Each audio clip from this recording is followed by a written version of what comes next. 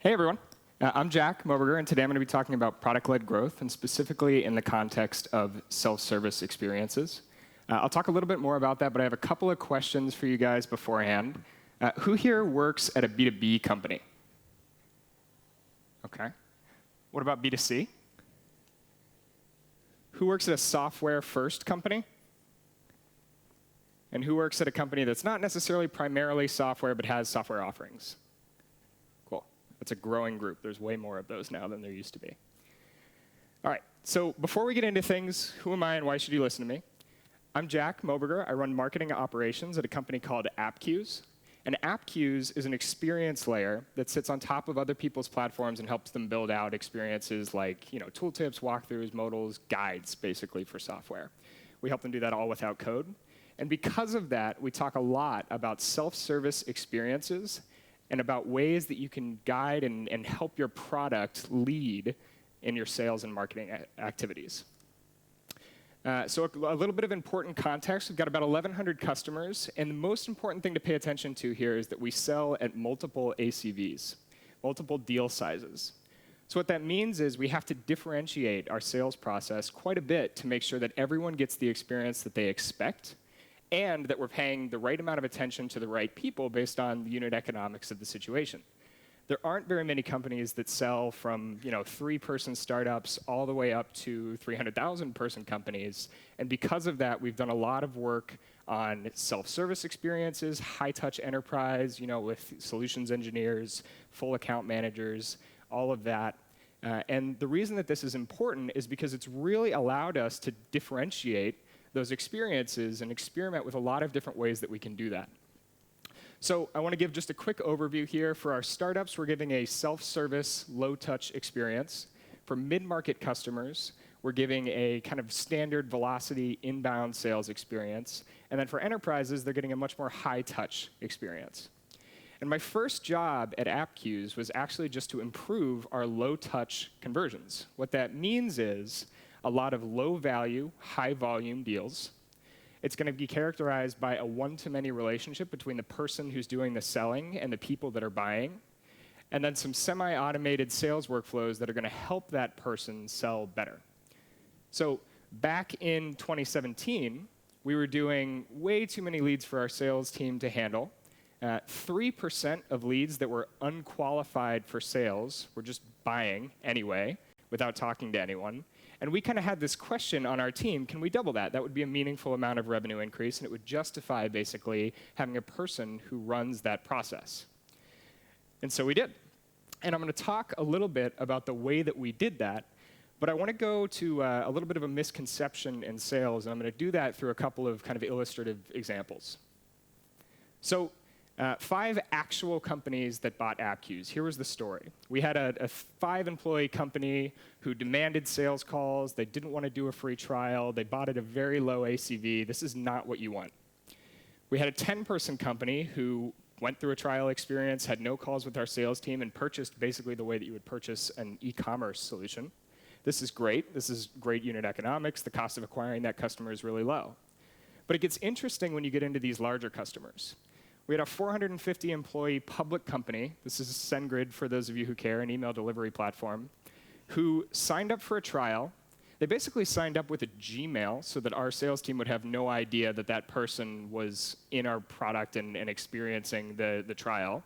And then they ended up, about 2 weeks into their trial, contacting our sales team and saying, hey, we're ready to buy. And this is really interesting because generally a public company like SendGrid was at the time, that would definitely require a full prospecting process. That would require a whole procurement, whole security audit. And we did procurement and security, but we did it at this accelerated pace very late in the process. And the reason for that was because this product manager, this person who signed up for our software, they wanted to experience the platform first, and then they wanted to decide if they were going to engage with our sales teams. And I want to pause here because whether or not you sell a software product or a hardware product, whether or not you sell B2B or B2C, you likely have some form of qualification in your sales process. And the goal of this talk today is to get you to think a little bit more about the process that you're giving to people who may not be getting attention from your sales team.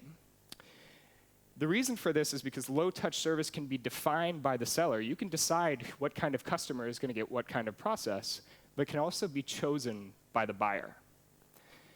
What I mean here is that those enterprise customers, they may jump down from the kind of buying section of your process into the trying or even into the self-service section. And this is really important because it makes it very worthwhile to invest in a low-touch sales process. If we know that we might have enterprises or we might have any kind of customer who's going to jump and expect that ability to experience the thing that we're offering before they actually decide they want to engage with us, that means that we better have a really great experience for those low-end customers. And so I'm going to give you the framework that we use to experiment a little bit and actually double the conversion of our low-touch customers. And then what we're going to talk about is how that applies to the rest of your customer base and how, especially in the software world, but really in any world, you can help your sales team to align around driving value for the buyer rather than driving a process that is kind of ingrained in the sales community today. So here's how we did it. It starts with these 5 steps. First, we're going to define what self-service means. Who is the group of people that's going to be getting this experience? What kind of experience are they going to be having? Second, we're going to define what a person needs to do before they buy our product or our service, and then we're going to drive that behavior. Hopefully, we're going to be able to do that using the actual product and not necessarily using a person. 3, we're going to make it easy for the product to communicate with our team, and I'll explain what that means. I'm going to leave it ambiguous for now. 4, we're going to give one person autonomy over all of the content and the leads that fall into this group of people. They're going to be like the gatekeeper to this automation. They're going to be the person that makes sure the system isn't breaking, that people feel like they're still getting that personal touch. I loved what Shauna said about making sure that your company feels human, and I think this is really important, especially in these kind of high-velocity environments where you're dealing with a lot of leads at the same time. Even reps further up the funnel are dealing with a lot of people at the same time, and coming off as authentic and consultative is going to be hugely important. And so we need a person who's in charge of basically making sure that this process is authentic and consultative. And then 5, we're going to enable the rest of the sales team. We're going to take what we learn in the low-touch portion or the self-service portion of our customer base, and we're going to bring that back up the funnel to make sure that everyone is getting a great experience. So first, we're going to define what self-service means. There's a couple of frameworks that you can use for this, but what we decided is that if you're dealing with a massive number of inbound leads, you've got a wide range of contract values, and you've got a complex product, you have a need for some semi-automation. You have a need for a little bit of maybe salesperson-gated automation or completely ungated automation to drive those purchasing processes. I was talking to someone from ONET earlier in the day, and this is a classic example of somebody who's going to have a lot of users that are signing up for the process, and almost everything that needs to happen is going to be automated, but it still needs to be personalized and really targeted to that very specific user. Versus, maybe an IBM who's selling historically on-prem software. Now they're switching into SaaS, and they need to offer a lot more touch, but still they need to make sure that buyers are activating within that buyer's journey. So to determine which group of users is going to get which kind of experience, this is a little bit more specific to people who have data about the people that are going to be buying their products, but we use a tool called MadKudu. And what MadKudu does is it's basically a statistical regression algorithm. It tells us, based on the email of this person, based on the domain in their email, or based on other information that we can find about this person, and all, of course, GDPR compliant, so data that's publicly available, what they're doing is they're saying, how much like our existing customers does this customer look, or this prospect look? And based on that, we get a quality score for the lead that's coming into our system. Maybe they gave their email for an ebook, maybe they gave their email because they want a demo, and we're going to differentiate the process that this person gets based on that. So the best fit customers, those very good fits and the good fits, those are going to get a full-scale sales process. Then we've got people who are medium and low fit, and that's where we're really deciding that these people are going to get a lower touch process. And so what we need to do next is we need to define what that person needs to do before they buy. Now, this is called a buyer's journey, and it's very different from a sales process. What a sales process looks like is this on the right? Research, prospecting, connect call, maybe we run a demo, maybe we run security audits. All those things are going to be classically ingrained into your Salesforce instance. What a buyer's journey looks like is what the actual person who is experiencing this process feels.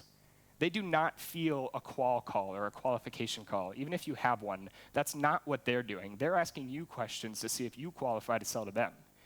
But in the product or in the experience, maybe you guys sell a hardware solution, even if they're just going online and exploring your website properties and looking at your ads and watching your videos, all of those things are critical parts of the buyer's journey that may happen outside of the sales process. How many people here today have somebody on their team who has looked at the actual activities that people complete, whether that's online or in your product or otherwise, and how those correlate with whether the person actually buys? Who here runs some kind of analysis on that? Great. You guys are way ahead of the curve. Because what's happening right now is that buyers are choosing, again, to go through that full experience. And if you don't know what is critical for that person to do, then they're not necessarily going to get there on their own because you won't be guiding them that way in the product. So what we're going to do once we know what a person needs to do to buy, and you'll notice here, when somebody installs our JavaScript snippet, which our product requires an installation, they become 40% likely to convert. That basically is the same as if they get to the almost last step of our sales process. 40% of people who do this purchase. So for us, we know it is critical that we get a user in the product to be ready to install our JavaScript snippet. And anything that we do that causes friction in getting there is going to create stress on our sales system. So what we do is, and again, this is a little bit more specific to software, we're giving announcements in the product and we're targeting them at those users. And depending on what they have and have not done, we're going to be nudging them in the right direction. Here's a quick example of that, just a standard checklist. This can be on an e-commerce site. This can be anywhere in the world. But specifically in products where you have to act in order to get value, what we're going to do is we're going to map out those key stages that we know are going to make somebody a little bit more likely to convert. And then we're going to also, outside of the system, be reacting to those. And notice in this email, I'm saying, hey, I'm excited to see that your team is building awesome content. So this is someone who's in our trial. They've done something. The next step is to do this, so install our SDK. And here are some instructions on how to do that. And because this is a low-touch rep, because this person is not actually trying to get on calls, but really just to drive behavior, this is a non-HTML email. We're trying to come off personal, but there's no CTA to get on the phone. So what that means is we're teaching the buyer how to buy our software. We're coming off very personal. This is actually fully automated. And it doesn't have to be this whole research project on the lead. It just needs to give them value. It means driving them towards the steps that you know are going to create value for them. Next, we need to make it easy for our product to talk to our team.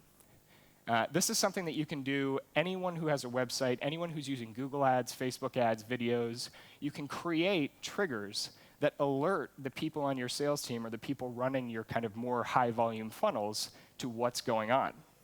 So at Appcues, we use a tool called hull.io. And what we've done is we've defined some segments. We've said any user who does this and has these qualities basically needs to ping one of our reps when they do something.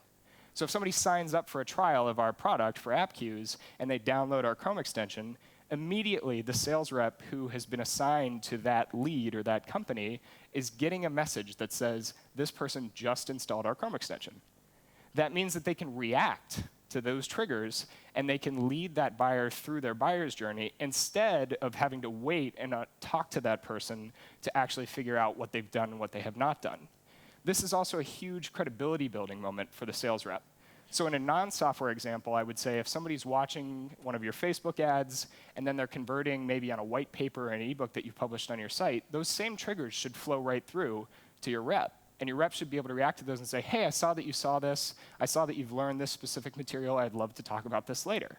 But then in the software example, we might say something like, hey, so glad to see you've engaged your IT team. It looks like it's time to do this, this, and this. And if your team is ready, I'd love to talk through it. Again, credibility building, useful, consultative. What this is not is, hey, welcome to the trial. Do you have any questions? Can I help? How can I help you? Can I help you? 5 emails later, you still have no response. It is super critical that your sales reps know what is next and how to get there. 4, we're going to give one person autonomy over the content and the leads.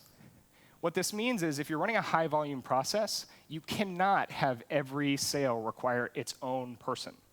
We need to scale this non-linearly. We need to make it so that we can hire one person and they can sell multiple customers. And so we're going to give them that autonomy where they're controlling a whole process. They have the right triggers, they have the right automation, and they can be the gatekeeper to all of that to make sure that no customer is getting a bad experience. And that allows us to build this with great unit economics, where one sales rep might be producing 4 to 5x what they're paid every year, which is what you should target, at least in a software business. Last, we're going to enable the rest of the sales team. And I'm going to go back to that tale of 5 customers that we told in the beginning, where we've got different people buying using different processes and choosing to flow through rather than sticking to what we've decided with a process they should follow. So product-led sales means solving for customer value. It does not mean solving for an aggressive pipeline. It does not mean solving for a perfectly optimized sales process. It means getting every person who signs up for the thing that you offer to a point where they've realized value quickly, and then providing context as a salesperson into how they can even more quickly get even more value. So some plays that we can run today to take the rest of our sales team and sort of normalize them to what's going on in this hyper-efficient low-touch model is we can notify reps instantly when activity occurs. Maybe they watched a video, maybe they signed up for your product, maybe they did something critical like invite another user.